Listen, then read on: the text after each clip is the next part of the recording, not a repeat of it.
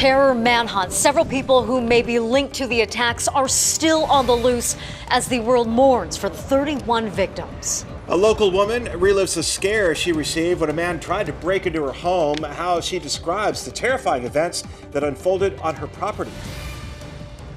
I woke up in the hospital bed and I did not know where I was. A 5-year-old comes to the rescue when her mom suffers a medical emergency in a pool. What she did that has so many calling her a hero. News 3 starts right now. Moments of remembrance to honor the lives lost in bombings at the airport and a subway station in Brussels. The mood in Belgium tonight, defiance mixed with anxiety that others involved in the attacks are still at large. As the manhunt continues for one of the terrorists behind the Belgium attacks, a debate in the U.S. is ongoing on what can be done to keep Americans safe. And we thank you for joining us tonight. I'm Gerard Romalo in for Reed. And I'm Marie Mortera. The president and the candidates in the race to the White House are among those weighing in. NBC's Chris Pallone reports.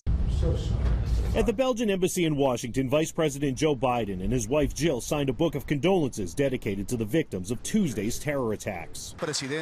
Meanwhile, President Obama speaking in Argentina this morning. The people of the United States and Argentina stand with the Belgian people. Obama taking aim at Republican presidential candidate Ted Cruz, who said Tuesday that police in America should patrol Muslim neighborhoods to prevent future terrorist attacks. I just left a country that engages in that kind of neighborhood surveillance, which, by the way, the father of Senator Cruz escaped for America. Democratic frontrunner Hillary Clinton also slammed Cruz. It's wrong, it's counterproductive, it's dangerous. But Cruz isn't backing away from the idea. What I'm talking about is focusing law enforcement and national security resources on areas, on locations where there is a higher incidence of radical Islamic terrorism or a higher risk. While politicians debated, commuters across the nation noticed more security at so-called soft targets, train stations, airports, and subways. More bomb-sniffing dogs, random bag checks, and plainclothes officers. They seem vigilant but undeterred. I'll just continue to be cautious and be aware of my surroundings, but I also know I have a choice not to let it hold me back. Vigils and memorials for those killed are now taking place in cities across the country. Americans offering support to the people of Belgium in their time of need. Chris Pallone, NBC News, New York. And Nevada is doing its part to honor the victims of the terror that struck Brussels. Governor Brian Sandoval ordering flags to be flown at half-staff around the state to support the people of Belgium and those who lost loved ones in the attack. We shot this flag outside Las Vegas City Hall. Last night, the high roller changed its colors to reflect the colors of the Belgian flag. The famous observation wheel followed a number of iconic landmarks around the world. And in Paris, the Eiffel Tower was bathed in light, honoring the over 30 people who lost their lives and at least 190 injured in yesterday's blast. Meantime, in Berlin, the Brandenburg Gate was lit with the colors of the Belgian flag as a sign of solidarity with the Belgian people.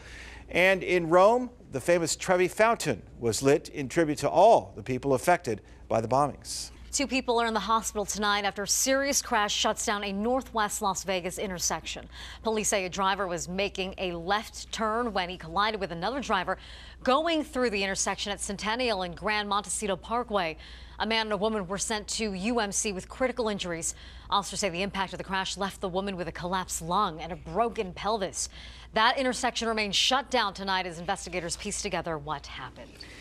A local woman comes face to face with a man who tried to get into her home. And the attempted break-in was all caught on surveillance video. News 3's Antonio Castellan has more from the woman who says she got the scare of her life. It turned out for the worse for the suspicious man. The woman that lives here, her husband, actually is a boxer, so you can imagine what happened. The family still can't believe that the man made it through this gate, and they can't believe that he tried to get inside that house. 8:50 in the morning, and I was asleep. Surveillance cameras caught this man Sunday morning wandering around a Henderson home. The man tried cutting the power to the home's electrical boxes. He climbed over the fence here at the side. You see where it's low there? Yeah. The police found fingerprints over there. Lorraine Yard woke up to the suspicious man outside her bedroom window. I got up and went to French doors in my bedroom and opened up the blinds, and I see a guy standing there. Yard received the scare of her life. First thing was, I opened the door and said, "What are you doing? What are you doing there?" And he started walking towards me, and I closed it up. Yard immediately called on her husband. The guy came towards him, and the husband was like, "What are you doing? This is our property. What are you doing here on a Sunday morning?" The guy came for my husband. They had a confrontation. My husband punched him. The guy fell down in the corner here. As Yard's husband went looking for more help, the suspicious man ran off. Yard still can't believe what happened. When you wake up in the morning at like 8:30 in the morning on a Sunday morning, it's broad daylight. You don't expect to see somebody standing at the back of your French doors in your bedroom. Right, so I was really scared. Yard finds it hard to believe the man made it past all her security. We have an alarm, we have cameras, but it doesn't stop them from getting in the first place. You know, they can still try and get in. He may have skipped past all the security, but Yard stresses this man didn't make it past her husband. I mean, you don't go to a house as a boxing trainer, right? So, I mean, and get into a fight with him. Henderson police say they do have some leads, but they are still looking for more tips. If anyone has any information into this suspicious man, you are asked to call Crime Stoppers at 702-385-5555. Reporting in Henderson, Antonio Castellan, News 3. A surprise in court today. The man accused of kidnapping and sexually assaulting 2 people backed out of a plea deal. Jimmy Carter Kim's attorney asked the judge today to send the case to a jury trial instead of taking a guilty plea that had tentatively been agreed upon by the defense and prosecution. Kim is facing dozens of charges stemming from 2 victims. A girl under 16 and also an adult woman are accusing the 26-year-old of kidnapping them, holding them captive inside his father's home, and repeatedly sexually assaulting them. If Kim had pled guilty to the charges, he would have likely spent a minimum of 35 years in jail. New at 7, a flight attendant who was on the run after federal authorities say she tried to smuggle drugs has surrendered. This evening, she turned herself in to New York DEA agents days after she ran from the Los Angeles International Airport. According to agents, the flight attendant was selected randomly for screening at LAX last Friday. Witnesses say she then took a phone call, kicked off her shoes, and ran. The DEA says her luggage was searched and investigators found 66 pounds of cocaine inside her carry-on bag. Authorities have not released what airline she works for. A Missouri mom is arrested, accused of smoking methamphetamine next to her baby. Police learned of the incident after this picture was posted on Facebook. You can see a woman holding a glass pipe with a lighter underneath as a young child, amazingly, is lying right next to her on the couch there.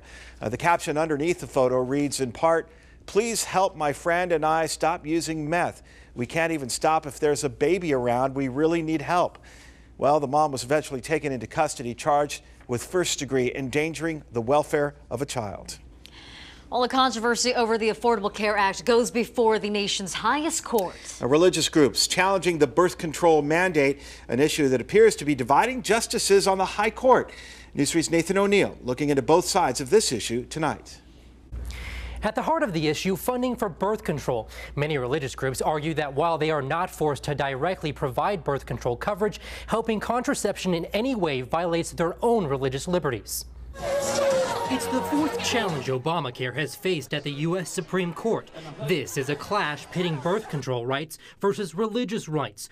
A group of nuns from the Little Sisters of the Poor is spearheading the charge. The government is requiring us to make changes in our religious health care plan to include services that really violate our deepest held religious beliefs. But the Obama administration points out that exceptions are made for certain religious groups using a special opt-out system.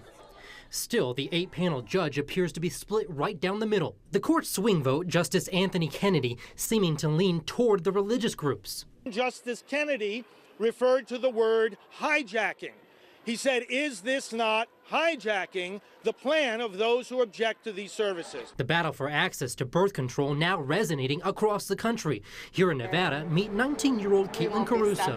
I'm very personally invested because I see myself and all of my friends in this fight. She advocates for affordable birth control through employers for herself and her friends. Exemptions have been made for religious-based organizations, but the fact is 1.2 million young people that attend over 1,000 religious colleges will be impacted devastated by this decision. A judicial decision that could end up being a 4-4 tie and effectively another win for Obamacare. The possibility of a Supreme Court tie puts even more political pressure on congressional leadership. This as Republicans refuse to move forward in the replacement of the late Justice Antonin Scalia until after the presidential election. Nathan O'Neill, News 3. A homeless veteran struggling to make ends meet is now getting a forever home. We love this story, how U.S. vets in Las Vegas came together to make a dream of one of their own a reality. And guests at a sushi restaurant get a slithery surprise they will never forget. What one customer brought into the establishment that caused some patrons to lose their appetites. And a warm-up is headed our way, but it's not going to last long. I'll tell you what kind of storm we're expecting afterwards next.